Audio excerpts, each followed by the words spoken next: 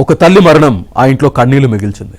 ఆ కన్నీళ్లు ఆరకముందే మరో విషాదం ఆ కుటుంబాన్ని మళ్లీ కుదిపేసింది. కేవలం 14 రోజుల వ్యవధిలో 2 గుండె కోతలు. కళ్ళ ముందుట 2 మరణాలు చూసిన ఆ కొడుకు తీవ్ర అస్వస్థతకు గురయ్యాడు. అసలు ఆ ఇంట్లో ఏం జరిగింది? ఎందుకు ఈ వరుస మరణాలు?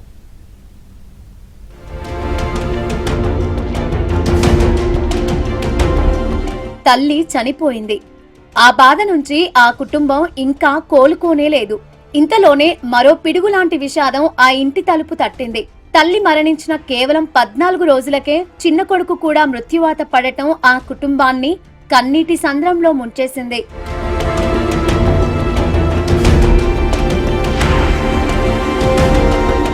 కర్నూలు జిల్లా ఆదోని మండలం ఇస్వి గ్రామంలో చోటు చేసుకున్న ఈ ఘటన ఇప్పుడు స్థానికంగా తీవ్ర విషాదాన్ని నింపింది. ఒకవైపు భార్యను కోల్పోయిన భర్త, మరోవైపు తల్లిని కోల్పోయిన 2 పిల్లలు.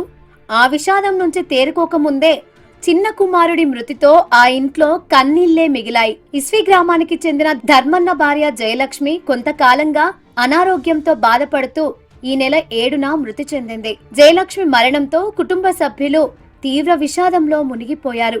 ముఖ్యంగా ఆమె 2 కుమారులు తల్లిని కోల్పోయిన బాధను తట్టుకోలేకపోయారు. తల్లి అంటే ఆ పిల్లలకు ఎంతటి అనుబంధమో, తల్లి లేని ఇల్లు ఎంత వెలితిగా ఉంటుందో ఆ కుటుంబానికి ఆ బాధ ప్రత్యక్షంగా అనుభవమైంది.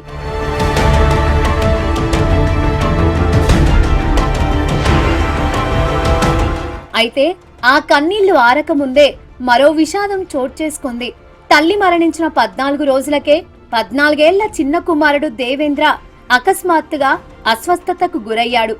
ఏం జరిగిందో తెలుసుకునేలోపే పరిస్థితి ఆందోళనకరంగా మారడంతో కుటుంబ సభ్యులు వెంటనే దేవేంద్రను ఆదోనిలోని ఓ ప్రైవేట్ ఆసుపత్రికి తరలించారు. అక్కడ వైద్యులు అతడికి చికిత్స అందించారు. కానీ పరిస్థితి విషమించడంతో దేవేంద్ర మృతి చెందినట్లు వైద్యులు నిర్ధారించారు.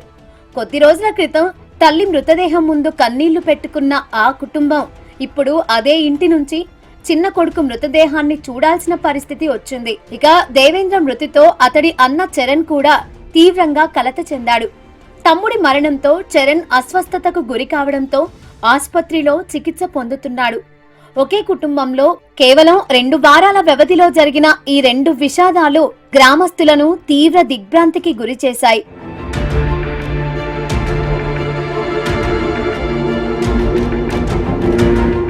తల్లి మరణంతో మొదలైన ఆ కుటుంబ విషాదం చిన్న కుమారుడి మరణంతో మరింత విషాదకరంగా మారింది. ఇస్వి గ్రామంలో జరిగిన ఈ ఘటన ప్రతి ఒక్కరి హృదయాన్ని కలిచివేస్తోంది.